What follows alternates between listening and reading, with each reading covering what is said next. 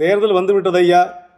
இதுவரை தாங்கள் செய்த சாதனைகள், பள்ளியிலே இலவச சீருடை, இலவச கல்வி, இலவச உணவு, பென்ஷன் திட்டம், ஓய்வூதிய பலன், இன்னும் என்னெல்லாம் உண்டோ, அணைக்கட்டுகள், தொழிற்சாலைகள், வேலைவாய்ப்பு, எல்லாத்தையும் ஒரு செய்தி படமாக எடுத்து வெளியிட்டால் மக்களுக்கு புரியும் ஐயா.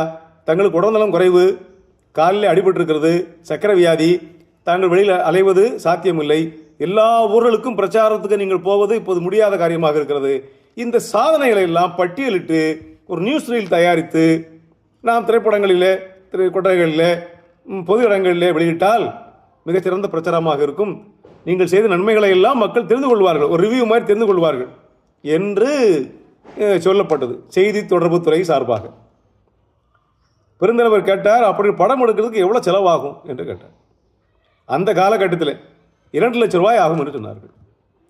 2 லட்சம் ரூபாய் ஆகும் என்று சொன்னோடனே தலைவர் சொன்னார், 2 லட்சம் ரூபாய் இருந்தால் 2 ஸ்கூல் ஆரம்பிச்சிருவேன்.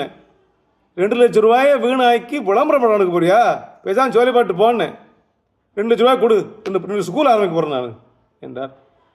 இதுக்கு மேலே அவரை தோக்கடிச்சதும் மற்ற விஷயமும் இன்னைக்கு அதெல்லாம் வேண்டாம். 2 லட்சம் ரூபாய் செலவழித்து விளம்பர படம் தேர்தல் பிரச்சாரத்துக்கு எடுக்க மறுத்தவர், அதை வச்சு 2 ஸ்கூல் கட்டிடுவேனே என்று. ஏன்னா அவங்க தேர்தலுக்காக அடுத்து பதவிக்கு வர வேண்டும் என்பதற்காக நாட்டை ஆளவில்லை, மக்கள் நன்மைக்காக மட்டும்தான் ஆட்சி செய்தார்.